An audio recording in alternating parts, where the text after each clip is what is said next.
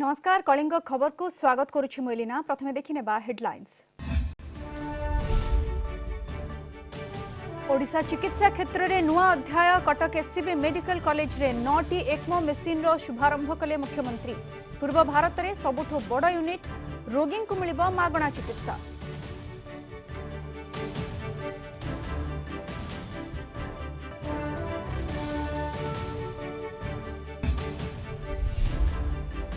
उत्तर पश्चिम तथा पश्चिमबंग उपकूल में घूर्णिबलय। काली बंगोपसागर में लघुचाप क्षेत्र सृष्टि संभावना।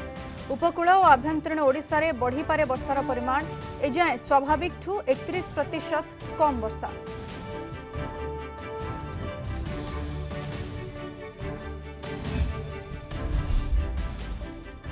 तृतीय लहर को देखि पार्वण पई आसिबो गाइडलाइन। जारी हेबो नुआ कटकणा। कोरोना स्थिति उपरे स्वास्थ्य विभाग रो नजर। एपटे राज्य में 24 घंटे 106 शिशु और किशोर संक्रमित, जड़े 5 मास और जड़े 12 दिनर शिशु मृत।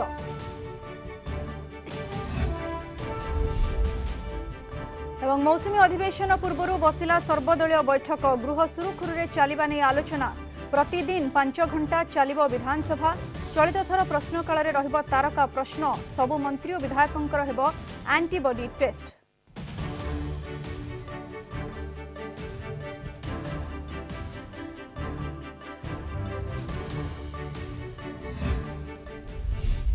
विस्तृत खबर को आसिबा। ओडिशा चिकित्सा क्षेत्र में नुआ अध्याय।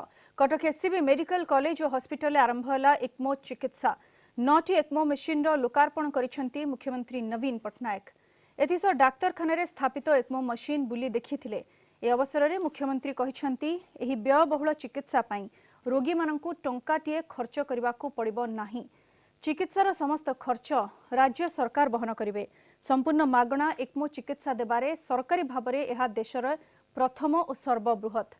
पूर्व भारत में यह सबुठारो बड़ यूनिट। जीवन रक्षा करिबारे एही सेवा गुरुत्वपूर्ण भूमिका ग्रहण करिबो। गुरुतर कोविड रोगी को आ बाहर को जिबाकू पड़िबनी।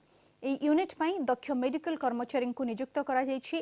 पूर्वरु एक्मो चिकित्सा पई गुरुतर रोगी को एयर एम्बुलेंस रे राज्य बाहर को जिबाकू पड़ुथिला।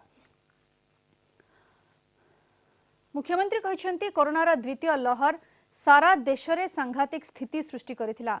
आगुआ योजना और उपयुक्त परिचालना जोगु परिस्थिति नियंत्रण रे रखी पारिछंती। संभाव्य तृतीय लहर मुकाबिला पई सतर्क रहबाकू परामर्श दैछंती मुख्यमंत्री। पिलामाने अधिक संक्रमित हेबा आशंका थिबारु जिला स्तर रे कोविड हॉस्पिटल रे शिशु चिकित्सा उपरे गुरुत्व दिया जाउछि। पिलांकू संक्रमण सुरक्षित रखिबा और सतर्क रहबाकू परामर्श दैछंती मुख्यमंत्री नवीन पटनायक। जी आमर Cuttack SCB medical college and hospital रे 9टी एक्मो मशीन मु ओडिशा बासी को पाई डेडिकेट कॉलेज। ईस्टर्न इंडिया रे यह सबुठारु बड़ एक्मो यूनिट।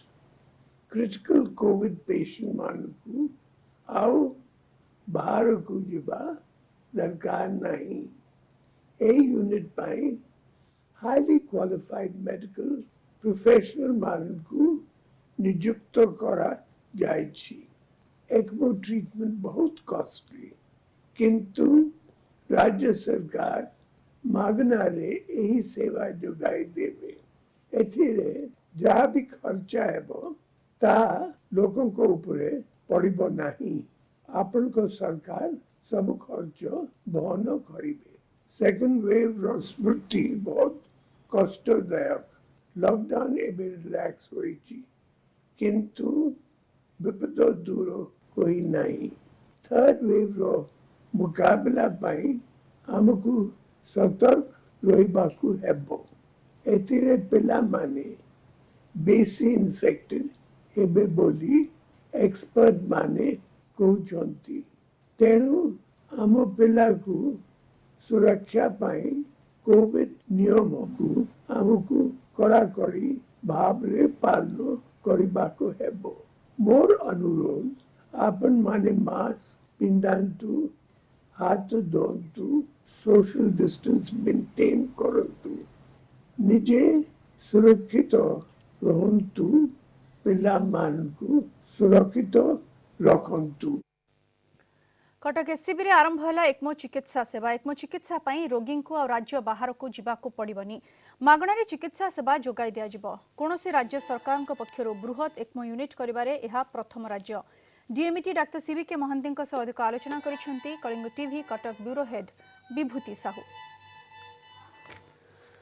ओडिशा रे आज आरंभ होची इक्मो सेवा। मुख्यमंत्री नवीन पट्टनायक ए सेवा को उद्घाटन करिसेंती। आमे आलोचना करबा आम सहित डीएमईटी सीबी के महांती अच्छा सर आलोचना को स्वागत करुचे। कौन कहे ये सेवा केते प्रतीक्षित थिला सेवा एवं केते रोगी अपेक्षा करी रहिसंती सेवा पाइबा। आपण मैंने जानी मु भी जानी समस्ते जानी जे जो कोविड परिस्थिति रे एटा बहु प्रतीक्षित थिला एवं सेटा को उपलब्धि करिकी आमर माननीय मुख्यमंत्री निष्पत्ति नेले जे ए एक्मो यूनिटा जेते शीघ्र संभव ताकू कार्यक्षम करने प्रतिष्ठा करिकी कार्यक्षम करने तेणु आम गोटे रेकर्ड टाइम रे मात्र केते मास मध्य एटा संपूर्ण करके आज कार्यक्षम करने केते दिन समय लगिला एथिपई आपनको उद्यम बहुत थिला केमिति एक्मो सेवा आरंभ होबो बोले से आज्ञा कौ दिन प्रथम आरंभ होला कौ दिन कार्यक्षम होला से विषय तो डिटेली पचारे गले कागज पत्र देखा पड़ो। यहाँ प्राय 2 ରୁ 3 माने 2 मास भितर आम यहाँ को कार्यकारी करने को प्रतिष्ठा करूँ एवं कार्यकारी करने को सफल हो। सरकार को केते धन्यवाद देबे एथिपई आपन केते सहयोग कले सरकार। आज्ञा सरकार जदि चाहि नथान्ते सरकार जदि सहयोग न करि थान्ते एई व्ययबहुल यूनिटा प्रतिष्ठा हो पारि थान्ता कि एईटा तो प्रथम दिन जेतेबेले सरकार उपलब्धि कले आम को तो निर्देश देले जे माने जेते चंचल एटा प्रतिष्ठा हवा दरकार एवं सब प्रकार साहाय्य सहयोग जोगाई देब। तारि भितरे आमे मानव संबल नियुक्ति कलु मेसीन किणिलु मेसीन टाकू एटी इंस्टॉल कलु तापर लोक मान को ट्रेनिंग पठेलु नाचुले यही कि केते मास लागिला तापर एतिकी कला परे आपण माने जानिबे जे ए यूनिटा वर्तमान सरकारी परिचालित एक्मो यूनिट हिसाब से भारतर सर्वबृहत एक्मो यूनिट्स तेणु जेकोसी कंडीशन हो जो थे लंग्सटा अति सांघातिक भाव में डैमेज हो क्षतिग्रस्त हो ऑक्सीजनेशन कर से टाइम रे एटा उपयोगी हो पार एवं पूर्व उपयोगी होता एवं भविष्य हम गोटे टीम एथि गठन कराई किए ट्रीटमेंट हम सेटा से माने डिसाइड करिवे कथा होची सब एक्मो पाई कि कोन दरकार इनिशिएशन पाई कार्डियोथोरासिक सर्जन कर आवश्यकता रही है। कार्डियोथोरासिक यूनिट रे एटी cardio sufficient number of cardiothoracic surgeon अच्छा मेंटेनेंस किए करेंगे ना critical care specialist anaesthesia specialist से तेणु तांको नियुक्ति दि जाएगी। मेसीन मेंटेनेंस करेंगे परफ्यूजनिस्ट तेणु आवश्यक परिमाण परफ्यूजनिस्ट नियुक्ति दि सारी ता छड़ा आपड़ जानते टर्शियरी केयर हॉस्पिटल सब डिपार्टमेंट सुपर स्पेशल डिपार्टमेंट अच्छी तेणु जो विभाग साहाय्य आवश्यकता पड़ो तांको आम रिक्वेशन करके नहीं पारू तेणु ए कौन असुविधा हमार भी सुजोग ना। धन्यवाद प्रोफेसर सीबी के महांती आप शुणुले डीएमईटी सीबी के महांती को जे कि विस्तृत भाव आम सहित आलोचना करुले किभली ए सेवा आरंभ हो एवं जितेबाला रोगी आसवे आउ राज्य बाहर को रोगी को एयर आंबुलांस रे पठेबा को पड़ोनी। एससीबी रे आज आरंभ होची इक्मो सेवा जो थी रोगी आसवे एवं इक्मो सेवा पाई परिबे। कटक वीडियोग्राफर संतोष महानाक विभूति साहू कलिंग टीवी। कटक रे तालदंडा केनाल संप्रसारण और सौंदर्यकरण व्यवस्था बुली देखिले मुख्यमंत्री नवीन पट्टनायक। संप्रसारण और सौंदर्यकरण व्यवस्था बुली देखि संतोष प्रकाश करिसेंती मुख्यमंत्री। ए समय 5T सचिव वीके पांडियान तालदंडा केनाल सौंदर्यकरण बाबद रे मुख्यमंत्री को अवगत कराइथिले। तालदंडा केनाल उभय पटर बंध जर्मन टेक्नोलोजी रे आकर्षणीय होई परिछि।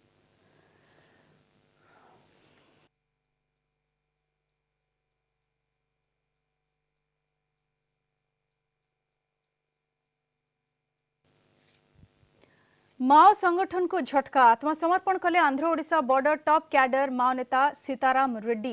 तेलंगाना खमाम पुलिस कमिश्नर को निकट में आत्मसमर्पण करिसेंती। सीताराम को नारे तेलंगाना पुलिस 5 लाख टंकार पुरस्कार राशि घोषणा करथिला। 38 वर्ष धरी सीताराम माओ संगठन में सक्रिय थिबा सह अनेक आक्रमण घटना रे शामिल थिले। अधिक सूचना पाई फोन लाइन रे जोड़ी होइछंती हमर जयपुर रिपोर्टर मधुस्मिता मिश्र। मधुस्मिता टॉप कैडर माओ नेता वर्तमान आत्मसमर्पण करिसेंती एवं ये गोटे बड़ सफलता बोली कहि परिबा। निश्चित भाव में एलिना सब बड़ कथा रहा जो आप कहले माओ संगठन ये गोटे बहुत बड़ झटका Andhra Odisha border special zonal committee जो आपंकर रोचे एओबी एसजेसी जो गोटे बड़ नेतृत्व नौले आपंकर सीताराम रेड्डी जी रोचे इलियास कहे नागन्ना कहे शिवन्ना बोली कह आपन्ना बोली कहुच्छी जदि कह 38 वर्ष धरी माओ संगठन गोटे सक्रिय दायित्व नौले एवं सी जब कह कैरियर रोचे गोटे बड़ माओ संगठन को नेतृत्व नौता बेले आंध्र ओडिशा जोनल कमिटी को से लीड करते बहुत गोटे अघटन सहित संपृक्ति कहुच्छी आज जो बड़ खबर रोचे एलिना आंध्र प्रदेश खमा पुलिस कमिशनर निकट में से आत्मसमर्पण कर जोटा कि माओ संगठन गोटे बड़ झटका आ पूर्व जब कह कहि 1985 मसीह गोटे घटन आरेस्ट होते से आंध्र पुलिस द्वारा परवर्ती मुहूर्त आहरी गोटे घटना घटला जो थे कि एरिया कमिटी मेंबर हिसाब से गोटे अघटन स्पष्ट था बेले बाँ हाथ गोटे विस्फोरण में कटि जाए आप भिजुआल देखिए से जिन तो यही जो कोरोना काल ये माओ संगठन जब कह गोटे बहुत बड़ चैलेंज एवं माओ संगठन गोटे झटका गोटे पर गोटे निश्चित रूपे जमी आप सूचना देउछंती मधुस्मिता ये माओ संगठन गोटे बड़ झटका कारण सीताराम रेड्डी वर्तमान आत्मसमर्पण करिसेंती एवं से अनेक बड़ बड़ कांडर जमी आप कहते सामिल थिले वर्तमान से जिते आत्मसमर्पण करिसेंती माओ संगठन को निश्चित रूपे गोटे बड़ झटका लगी अंपटे एक कथा भी आम कहीपर मधुस्मिता सरकार जहाँ सब घोषणा करुछंती जो भाव माओवादी माने मुख्य स्रोत आसी सामिल हेबे ये कोठी ना कोठी स्पष्ट होउछि जे ता द्वारा आकृष्ट होउछंती माओवादी माने एवं मुख्य स्रोत को आसीबा पई बा सरकार के ऊपर भरोसा करी मुख्य स्रोत को फेरिबा को प्रयास करुछंती तो ये गोटे खुशी खबर बोले में कहि परिबा मधुस्मिता निश्चित भाव में एलिना सरकार जो आत्मसमर्पण माओ संगठन गोटे जो बारंबार सूचना रोची माओ संगठन सदस्य मान सामाजिक स्रोत मौलिक अधिकार से पाइबे जहाँ अतीत डिमांड थिला ता सहित सामिल होगापी निश्चित भाव में आत्मसमर्पण जो योजना रोचे सरेंडर मात्रा जो आर्थिक सहायता मिलती ये सब जिन माओ संगठन गोटे बहुत बड़ माने गोटे प्लस पॉइंट आम कहवा तो ये आपको कहि जो सीताराम रेड्डी इलियास जी रोचंती अपन्ना रोचंती शिवाना रोचंती नागन्ना रोचंती तीनोटी ना रोचे वर्तमान आत्मसमर्पण सबुठ बड़ कारण जेहेतु संगठन गोटे पटे कोठना कोठी दुर्बल होती शारीरिक असुस्थता एलिना एटा होचे बहुत बड़ जिंस गत दिन में आप देखिछंती किछि अंचल कैडर माओवादी माने शारीरिक असुस्थता जो गोटे पटे सरेंडर होउछंती एवं सरकार को योजना शामिल होउछंती एठी मध्ये सेही जिंस देखियो को मिलिछि तांकर जहाँ सूचना रोचे खमा पुलिस डीजीपी जे तांकर शारीरिक असुविधा थिला पेन शरीर असुस्थ रहितिला किडनी प्रॉब्लम थिला अंटा बथा रहितिला सुगर ए बहुत गोटे प्रॉब्लम रहउतिला गोटे जिन आम कहीपर एलिना शारीरिक असुस्थता थिला एवं जहा फल से वर्तमान आत्मसमर्पण करिसेंती बहुत बहुत धन्यवाद मधुस्मिता आपनकर सूचना पई टॉप माओ नेता सीताराम रेड्डी तेलंगाना पुलिस कमिश्नर को निकट में आत्मसमर्पण करिसेंती से वर्तमान मुख्य स्रोत रे सामिल हेबा को चाहुछंती एवं ये माओ संगठन को गोटे जोरदार झटका देछि।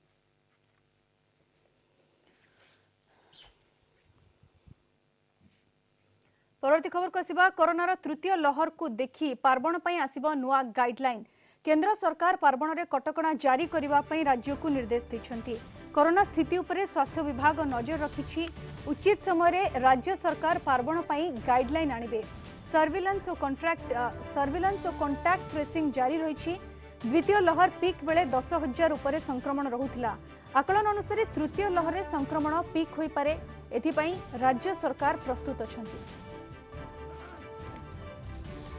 आमर गणेश पूजा सब प्रकार पूजा आरंभ है गणेश पूजा अच्छी दुर्गा पूजा अच्छी लक्ष्मी पूजा अच्छी आम मैंने भल भाव जानते आम social distancing is a major factor congregation आम करवा ना से गोटे मेजर फैक्टर भारत सरकार भी आप गाइडलाइन अच्छी खाली तो आम ओडिशा पार्वण नहीं देश सारा पार्वण अच्छी तेणु सबु प्रकार जिनस को विचार करके सरकार तरफ ठीक टाइम गाइडलाइन आसो बर्तमान जिते बढ़ पीक आसो जोटा एक्सपर्ट मैंने दौरान आसीपे आम तो एव्रीडे आनालाइज करूँ केते आसूची कौन आज आनालीसीस आमर जहाँ अच्छी आम ठीक अच्छी आम भी जाइए 10,000 पीक की जाइए द्वितीय लहर 10,000 पीक जाइए ताकू भी आम सामना करते तेणु आमर जी टेक्निकाली दृष्टि सामान माने सामना सामनी हवा कथा ये जो जिनसटा बढ़िबो बोली कहा जाउची प्रेडिक्शन करा होउची आमे सेति में प्रस्तुत अछि।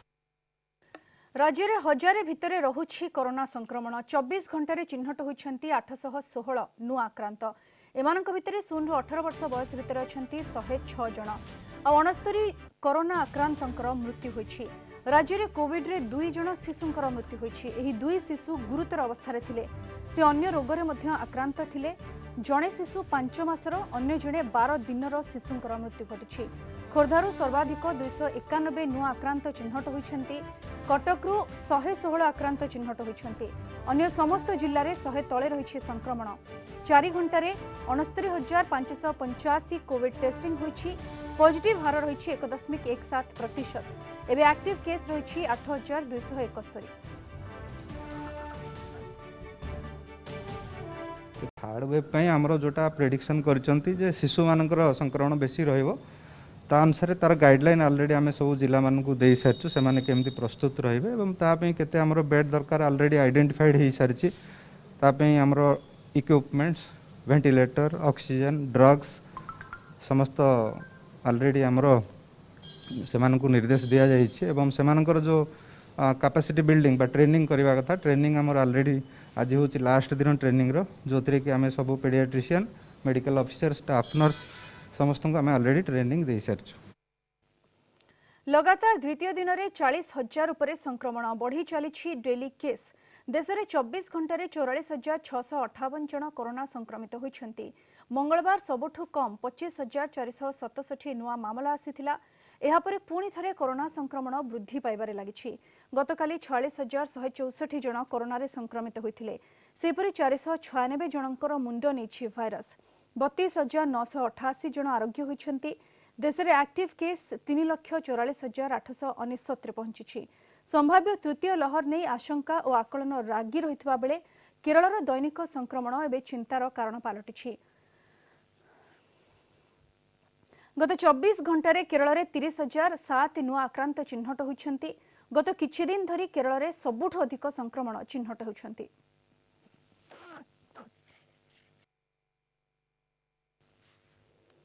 आपण देखछंती कलिंग खबर। एबे समय गोटे छोट ब्रेक पर भी जारी रहबो खबर।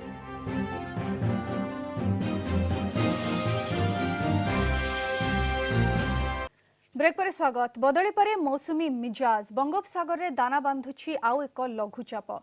उत्तर पश्चिम तथा पश्चिमबंग उपकूल रे सृष्टि होइछि एक साइक्लोनिक सर्कुलेशन। एहर प्रभाव रे उत्तर पश्चिम और संलग्न पश्चिम केंद्रीय बंगोपसागर रे आसंता काली सुद्धा एक लघुचाप क्षेत्र सृष्टि हेबो। एहर प्रभाव रे उपकूल ओडिशार अधिकांश और केंद्रीय ओडिशार बहु स्थान रे हालका रो मध्यम धरणर वर्षा हेबो। आज पई 10 जिल्ला गंजाम गजपति पुरी खोर्धा जगतसिंहपुर नयागढ़ कटक अनुगुल देवगढ़ और कंधमाल को येलो वार्निंग जारी करा जायछि। 20 जिल्ला रे घड़घड़ी सह वर्षा भी हेबो।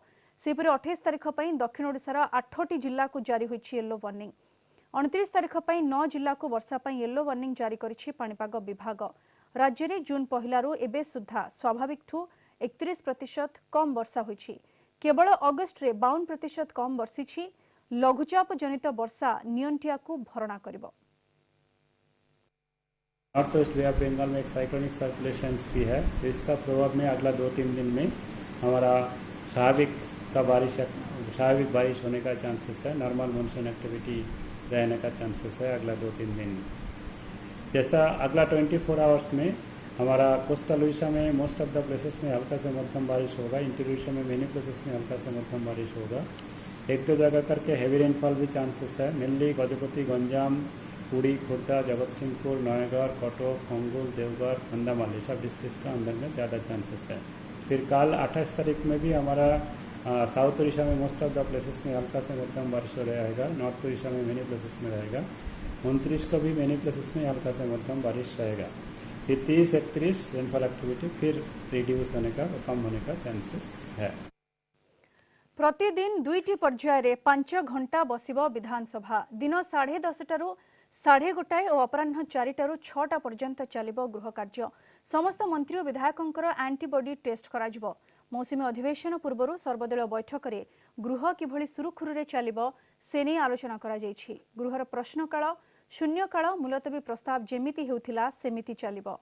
चलित थर प्रश्नकाल रे स्टार प्रश्न रहिबो। स्वल्पकालीन अधिवेशन होइथिबारु समुदाय 6टी मुलतवी नोटिस आसिबो। कांग्रेस 2टी और बीजेपी 4टी मुलतवी प्रस्ताव आनीपारे। राज्य में मरुड़ी स्थिति और संभाव्य तृतीय लहर प्रस्तुति नहीं प्रसंग उठाइब बीजेपी। सेपरि मरुड़ी स्थिति, आईन श्रृंखला परिस्थिति, विपर्यस्त शिक्षक अभाव और दुर्नीति आदि प्रसंग उठाइब कांग्रेस। एने प्रतिक्रिया रखिछंती कांग्रेस विधायक दल नेता नरसिंह मिश्र। सेप्टेम्बर 1 रु 9 तारिख जाए चलिब अधिवेशन। चलित अधिवेशन रे रहिब 8टी कार्य दिवस। हाउस भितर कौन से पेपर डिस्ट्रीब्यूट हेनी accept the papers of urgent nature. There will be no lobby pass to be issued to any press, TV, print to other than honorable members. Corona preventive kit to all honorable members, ministers, media people, officers, staff of Hole Secretariat by Health and Family Welfare Department who will enter into the assembly campus.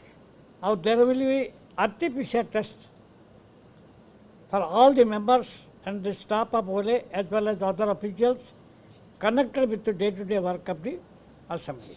गत अधिवेशन भाया वर्ष मध्य आलोचना होता समस्ते समस्तंकर मत देते सर्वसम्मति क्रमे निष्पत्ति नि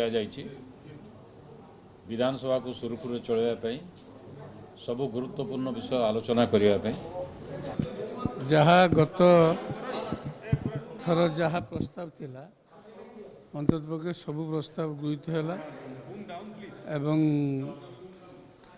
जो भली ढंगरे एवं शैली विधानसभा चलुला से ढंगरे पुणी एथर चलिए बोली निष्पत्ति है बाचस्पति समस्त कथा समस्त सहमति प्रकाश कर माननीय बाचस्पति आज जो सर्वदलीय सभा डाकी से समस्त को कहगला जो भाव में सहयोग करने सबू दलर सहमति निगला समस्ते विधानसभा को सुरखुर चलवाई सहमति प्रकाश कर प्रसंग भित्तिक सहयोग से देवे ये विषय आलोचना करागला और विरोधी जो प्रसंग आणवे ताकू सरकार दल सब प्रस्तुत अच्छी जेकोसी प्रसंग आणवे से प्रसंग को सम्मुखीन होगा सरकार प्रस्तुत। सेना कर्मचारी को बासोपयोगी जमी जोगाइबा नारे ठके घटना रे अभियुक्तों को जेल दंड। दुई अभियुक्त राकेश राणा और पूर्णचंद्र पंडा को 5 वर्ष सश्रम कारादंड सह 1 लाख लेखाएं जरिमाना निर्देश देले कटकर स्वतंत्र ओपीआईडी कोर्ट। जरिमाना अनादय 1 वर्ष अधिक जेल दंडादेश करिसेंती कोर्ट। सैनिक वेलफेयर ऑर्गेनाइजेशन ऑफ इंडिया नारे करथिले ठके। ब्रुक्सन इन्फ्रा प्राइवेट लिमिटेड जरिया जमी देबाकू कहिथिले दुई अभियुक्त। 2010 रु 2015 भितरे 542 जन सेना कर्मचारी 29 कोटी टंका ठके करथिले। एहासह ठकेरी जड़ित थिबा दुई संस्था को मध्य आर्थिक दंड व्यवस्था करा जायछि। 2 लाख लेखाएं अर्थ दंड देबाकू ओपीआईडी कोर्ट निर्देश दैछन्ति।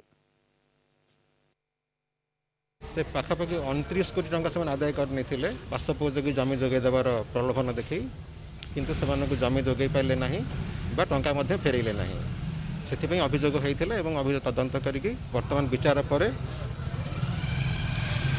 मुदाला मान दोषी सब्यस्त कर दंड विधान करागला। आम सैनिक वेलफेयर ऑर्गेनाइजेशन जो मुख्य लेफ्टिनेंट कर्नल राकेश राणा एवं ब्रुक्सन इंफ्रास्ट्रक्चर लिमिटेड जो मुख्य पूर्णचंद्र पंडा से 5 वर्ष लेखाएं जेल दंड होती 1 लाख टंका लेखाएं जरिमाना दंड दिखाई। छड़ा कंपनी मान 2 लाख टंका लेखाएं जरिमाना देवाई आदेश होती। टोकियो पारालिम्पिक्स रे भाग नेबे ओडिशार बैडमिंटन स्टार प्रमोद भगत। आज संध्या 6टारे से जापान अभिमुखे यात्रा करिवे। ता पूर्व से ओडिशावासी आशीर्वाद लोड़िछन्ति। मेडल जीति राज्य तथा देशर गौरव बढ़ाइबे बोली आशा करिछन्ति। सेप्टेम्बर 1 रु 4 तारिख जाए तांकर बैडमिंटन इवेंट रहिछि। आज मो टोकियो पारालिम्पिक को जाउछि। आज संध्या 6टारे मोर फ्लाइट अछि आपण मन को अनुरोध कि आपण माने मते विश करंतु आ गुड लक दियंतु कि मो ओलंपिक जाई हम ओडिशा सारा भारत रे हम विश्व रे पदक हासिल करी मो विश्व रे हम भारत रो ओडिशा ना रखी। बुलेटिन को इट रखिबा। नमस्कार।